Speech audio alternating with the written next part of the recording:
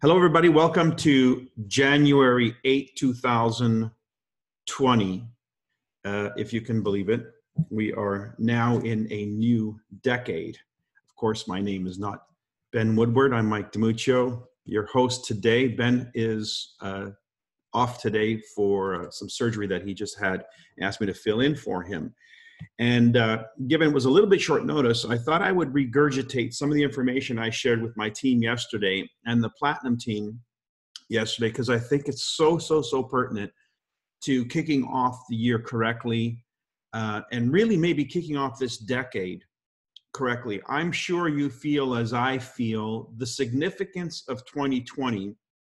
Not just the numbers, the numerical representation, as we say, hindsight is 2020, but I'm talking about the significance of the start of a new decade. The idea that we're launching into a new decade, and if you measure time, for instance, for yourselves in decades, I want you to really consider this. And I want to thank Madeline Zaworski, who sort of put my mind in this orientation for a second.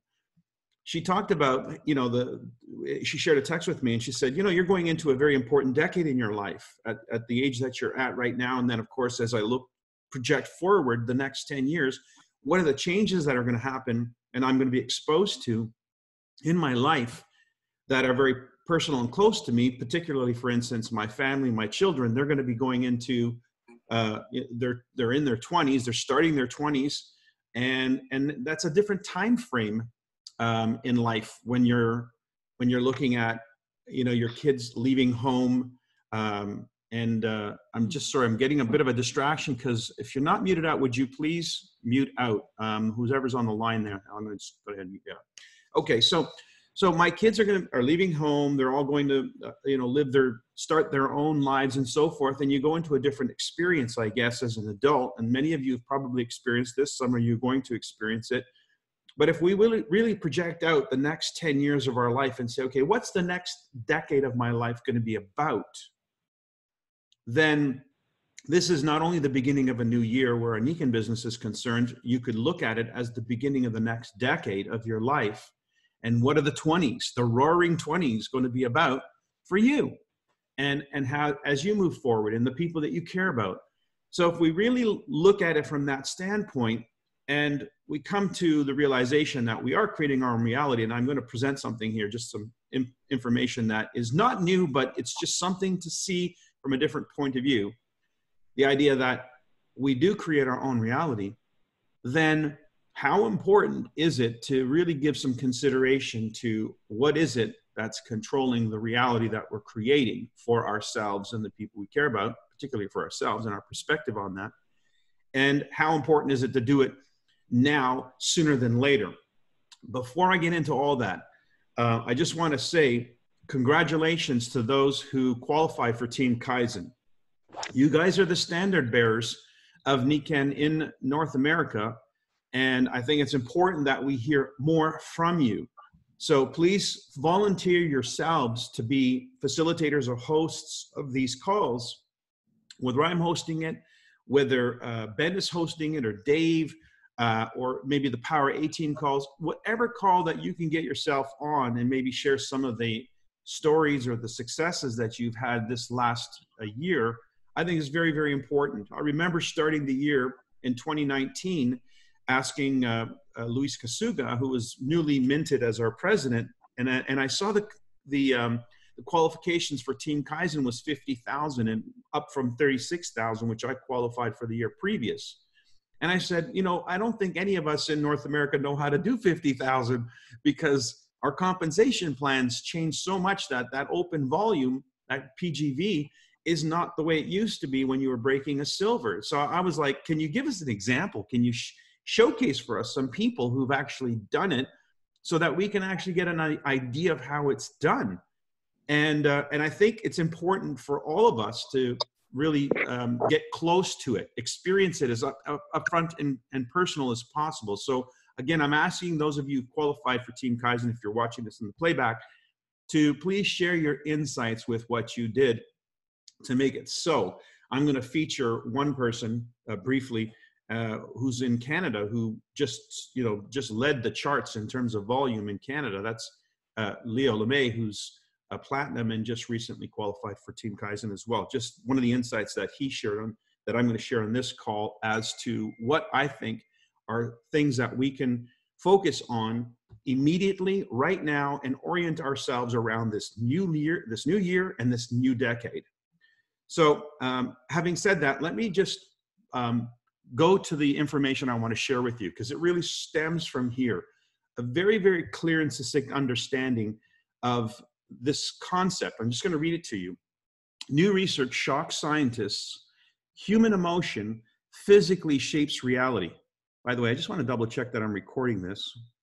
Is anybody able to see that if I'm recording this? Yes, I am. Okay, great. All right. Listen to this. Human emotion literally shapes the world around us, not just our perception of the world, but reality itself. So there were 3 experiments done completely independent of one another, but when you put these 3 experiments together, it's quite revealing.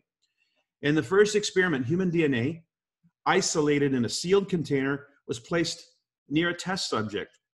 Scientists gave the donor emotional stimulus, and fascinatingly enough, the emotions affected their DNA in the other room. So in the presence of negative emotions, the DNA tightened. In the presence of positive emotions, the coils of the DNA relaxed. So this effect is quite interesting because it defies conventional laws of physics, which is what they concluded.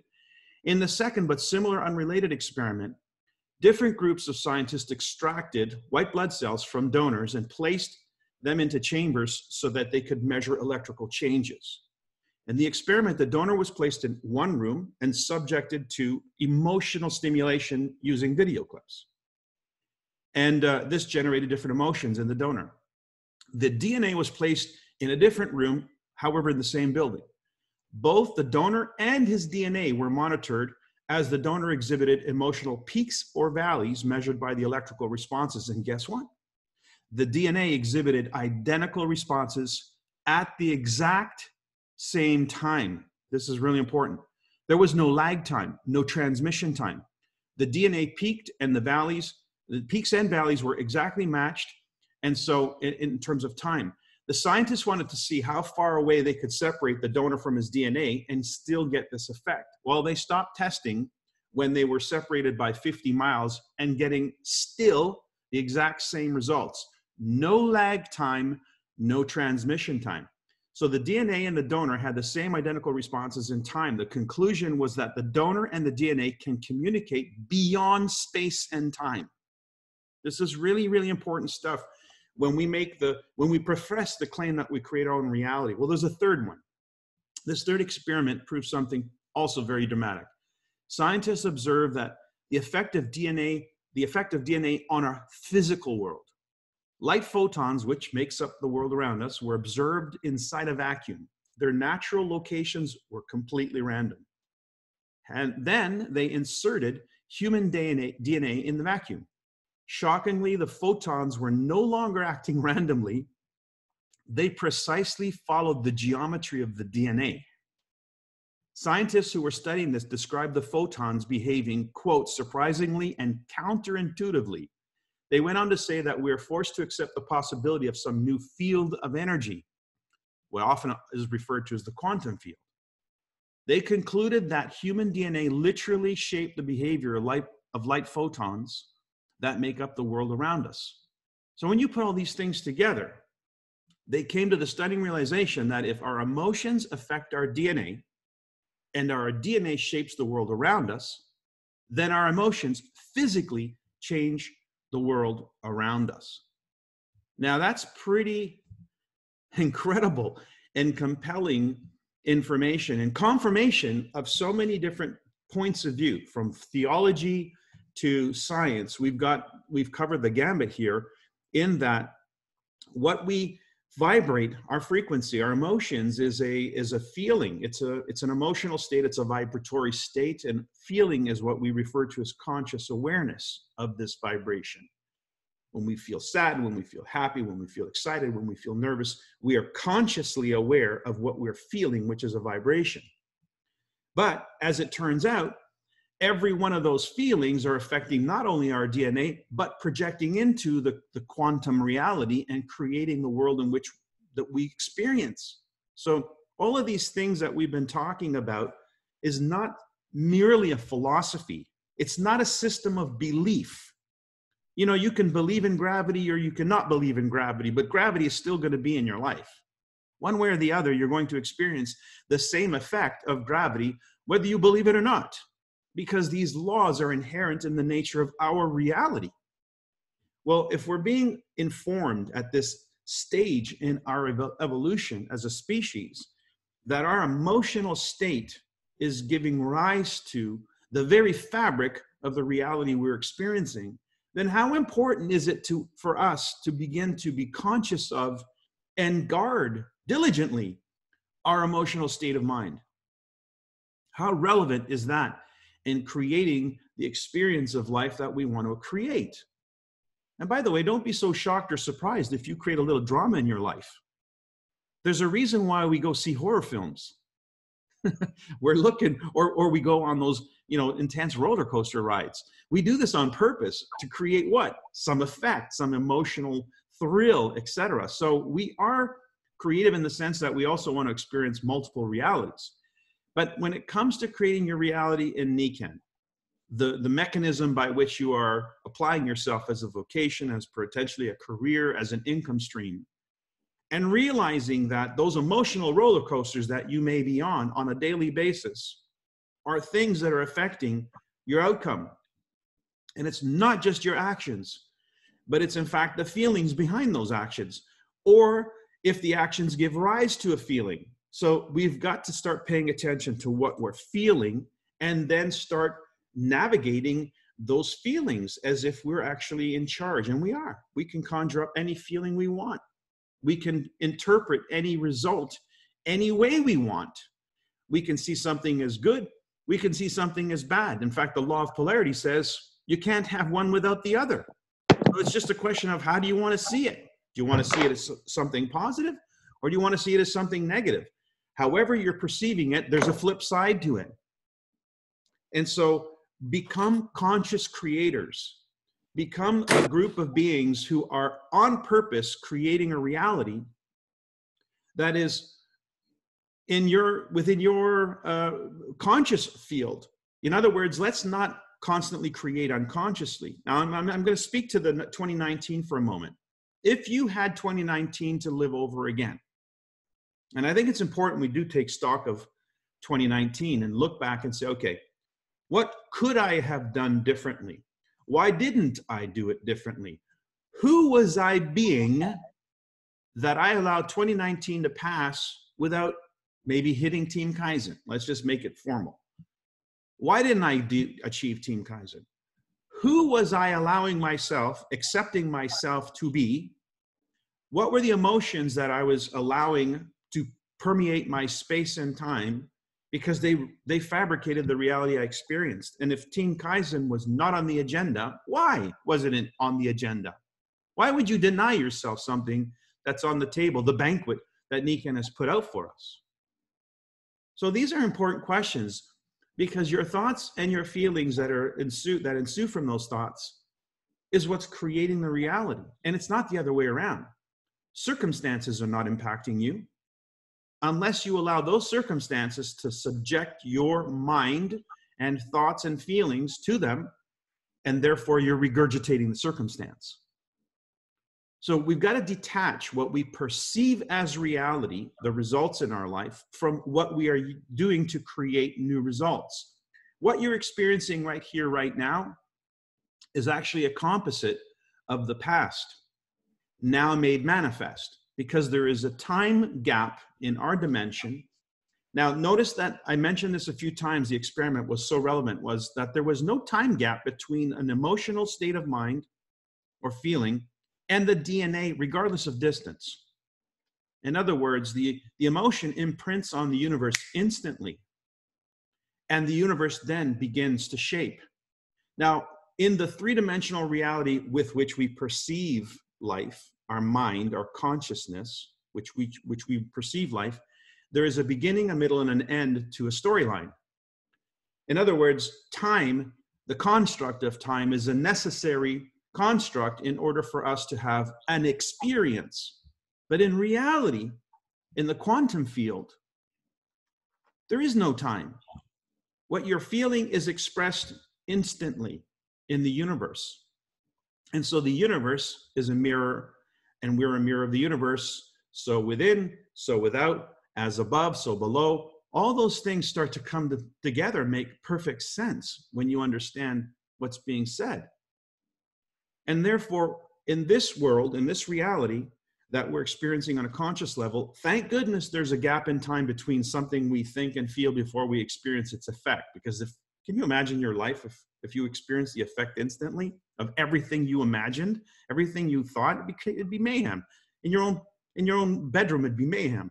So what we have is this grace period of sow the seed, reap the harvest. Sow the seed, reap the harvest. But the moment you sow the seed, the universe is in creation mode. It immediately, instantaneously correlates and begins to shape your reality. So when should we be conscious of the seeds we're sowing? All the time. Number one. Number two, how do we create that reality? Why is it that there's a sowing of the seed and then a reaping of the harvest? If we actually examine it, take for instance, you sow seed in the soil and you water that seed consistently, there's going to be a point in time where a sprout emerges. In other words, nothing, nothing, nothing, nothing, nothing, and then boop, it's the bend in the knee, right? Isn't that your business? Isn't that everything?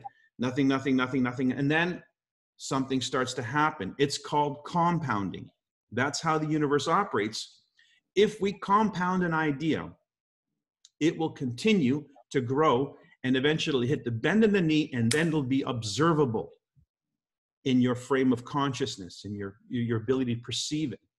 So the key to creation is be aware that every moment you're creating. Every moment you're in the process of creating your future. And the more you water that seed, you're going to experience the bend in the knee, which will manifest as an experience. So what is it that we want to experience in 2020? And what is it that we want to experience in this decade? What is the seed of that idea? And what do we need to do to water that idea? And how frequently does it need to be watered? Every day. So how can I guard my thoughts, my feelings, my emotions every day, not someday? Not when it's easy to do. Wow, once the sprout is sprouted, it's like, oh, there it is. It's so easy to be positive about something positive, right? What about all that time when you were watering it, you didn't know if anything was happening? How many of you experienced that phase in your Nikken business where, you're just doing stuff and you don't know if anything's happening? And then you question it, you doubt it. Maybe you stop doing it. You stop watering it and the seed dies underground, because it never gets the chance to hit the bend in the knee, the momentum. So, and then that moment that you're doubting it, you're sowing a seed. Continue to doubt it, you're sowing the seed. You're watering the seed. I mean, think about it. We're in the constant state of creation, and creation is happening instantly all the time. So we've got to be on point as much as possible. And sometimes we need help to make that happen.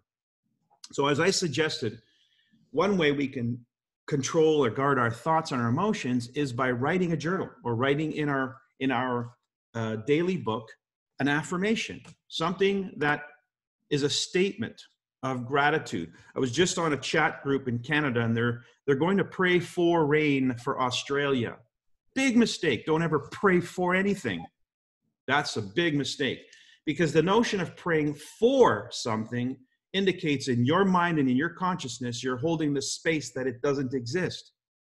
Well, if that's the reality you're fabricating, then the state of non-existence is what you're in the process of creating, even though you're deluding yourself by thinking you're praying for that thing. The truth is, you don't pray for rain, you pray rain. There's a great book by Greg Braden. Get it. The Lost Art of Prayer. Or is it The Lost Mode of Prayer? It's one of those two titles. Greg Braden. And he talks about how the ancients actually pray rain. What they do is they move into a state of mind and consciousness and feeling where they feel the rain falling on themselves. It's a short little meditation, just a couple of minutes.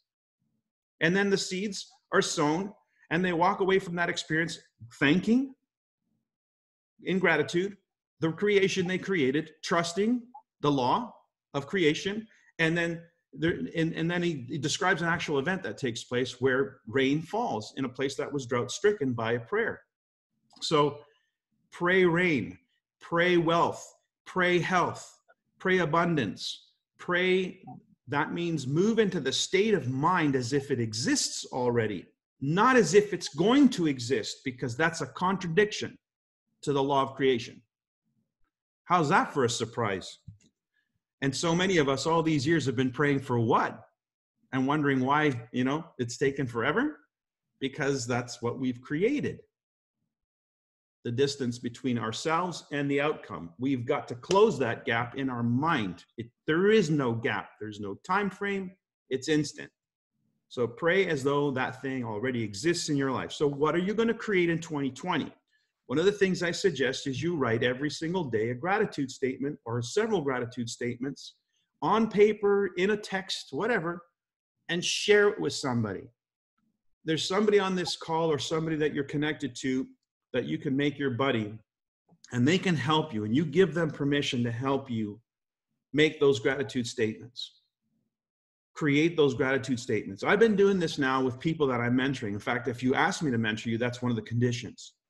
I need to know what you're thinking and what you're feeling on a daily basis. And my role as your mentor and coach is to guard you against the downstreams, the downsides, and keep you reaffirming the positive. And gratitude is the most powerful emotion of all emotions to the divine matrix that connects you, because it offsets any doubt. It offsets any negativity instantly. So you can be grateful for things that you already have in your life, and you can be grateful for the things that you're praying having in your life. There's no distinction to the universe. The second it's in your consciousness, it's already in the universe. In fact, they call this the quantum field. And in the quantum field, every possibility exists. Hence the alpha and the omega. All that was created, ever will be created, has already been created. Every version of yourself, healthy, not healthy, wealthy, not wealthy, every version of you, happy, not happy, exists in the quantum field. Now, what is it that you're experiencing in the consciousness of your mind? Whatever you train your emotions to. If you're training your emotions on the person of not having, that's the person you're going to experience yourself as. That's the circumstances you'll create in your reality. So everything is telling us the same thing. We must move into the state of mind, feeling, emotions, and subsequently actions of the person we wish to see ourselves as. We've got to be in the present of that person. We've got to conjure up and imagine who that person is. So who am I that I wake up every single morning and make new contacts in Niken? Who am I being that I'm that person who's excited and anxious to do that?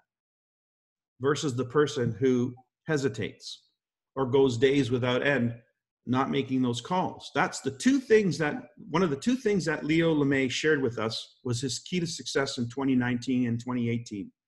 It was simply that. He makes 2 new contacts per day, every day. And, I'm pretty sure if you did that, you already know Niken, you know it well enough that I'm sure you would find the same type of success. You don't need to know more information. You just need to be the person who, with the information you have, is excited to share with 2 new people every day. Who are you to be that person? Who is Wes? When Wes wakes up in the morning and is that person who can't wait to go out there and meet 2 new people. You think your mind won't be creative enough to figure out how that's going to happen? You're plugged into the universal mind of the all. So therefore, the thoughts will stream into your consciousness. You'll begin to connect with that reality, and that reality will present to you opportunities to make those new contacts every day, new ideas. So we need to start becoming, in our own mind and in our emotional state, the person we wish to experience ourselves as. A Team Kaizen recipient 2020. How about that? Why not that? It's on the table for everybody. We don't need another business plan. That's an excellent business plan. You want to break it down into the quarters? Team Ki, Club Ki. Hit Club Ki or hit Club Ki Pro. There's your quarterly business plan, folks. Don't need to look left. Don't need to look right. Just look what's right in front of you. You want a business plan? There's your business plan. So now, who am I being that if every single day I wake up knowing that I'm fulfilling that, I'm doing the things that will attract the people and the circumstances in fulfillment of that? Well, I must be already a recipient of Club Ki. I must already be a recipient of Team Kaizen 2020. If I'm not that in my mind and in my heart, knowing full well that I'm creating my reality with what's in my heart and in my mind, wow. So how do I reinforce that? How do I water that? What's the watering and how frequently do I water this thing? And the answer is really simple. Pray, which means meditate as though you are that person. Immerse yourself in the feeling and the vibration of who it is to be that person. And then share your thoughts. Write them down in the form of a gratitude statement, and then share it with somebody that you trust and give them permission. If you fail on a day to send them that notification, a snapshot of your gratitude statements from your book, then give them permission to say, hey, what's going on? You can get your gratitude statements today. We need each other to make this work. It's really hard to do it alone. We've all experienced that. And I'll tell you one thing, had I sharpened the axe a little bit sooner in the year and started my year of 2019 with this in mind, where January was just as important to me as December, I woke up December 31st with 8,000 points shy of Team Kaizen. December 31st. I'm like, damn. Now, had I spread this out over the entire year, that'd have been 700 points per month. Not so difficult to imagine 700 points in the course of a month. Over and above my norm. I just need to raise my norm by ever so little. But to wake up on the last day of the month thinking, oh man, that's a big hurdle. Wrong idea, but just the same, that's how I felt. So rather than wait until the last quarter, which you can't do, our incentive program says you got to spread it out over the years. So rather than wait till the last quarter, the last 2 quarters to make your Team Kaizen run, how about we start right now? How about every month is Team Kaizen month? Every month is Team Kaizen month. Every month is Club Ki. Every month. Not some month, not some day, not some week. And so all I'm asking you to do is put yourself in the frame of mind and the emotions. If you got to shut the lights, close your windows or get in a dark space, sit in the closet, sit in the bathtub, wherever the heck it is you need to be to get into that frame of mind that you can imagine that person, because that person already exists in the quantum field. You just have to connect to that person. You've really identified with this person. Well, that's just as arbitrary as identifying with this person. So just identify with the person you want to experience yourself to be, mentally, emotionally, and you will begin physically to change because your DNA writes itself instantly upon your connection to that person. And not only that, but it expresses itself in the quantum field, formulating the field itself in the reality which you perceive. This is what science is telling us, not theology. Although theology has been telling us that too. So keep that in mind. Take a moment today to create the person, to get in touch, not to create, to connect to, get in touch with that version of yourself that already exists in the quantum field, that wishes to be born into this three-dimensional time-space quantum reality, and get in touch with that person. Define it, write it down. How does it feel to be that person? Like really get in touch with it. One of the beautiful lessons my daughter teaches on some of her videos, if you haven't watched any of Sophia's videos, she's brilliant. She's taken these ideas to heart. She creates her own reality. She writes her own exams. She writes the marks she's going to get. She goes into a space where she experiences turning on the computer and logging into her university site and seeing the marks on the screen before it ever happens. She's become somebody who does this as often as she brushes her teeth. Well, how much time and energy do you put into makeup, ladies? If you're like me, you put a lot of time and energy into your hair. Brushing your teeth, You know, we all have these routines that we do every day. Why not make a routine of writing down who you are and how grateful you are for that version of yourself? Why not? If it creates reality and it can help you shape the reality you want to experience, why wouldn't you make it a discipline as diligently as you do your teeth? Think about it. I think we can do this together. That's why I suggest you find a buddy that you share this with so that they can stay and keep you on track. And please give them permission. Say, look, I want to do this. If I did nothing more than this every single day, I know my world would be better. I know my attitude would be better. And I'm certain my results would be better. Barb, you're on the line. Yesterday you were on the line, Barb Satterwhite, Team Kaizen representative here.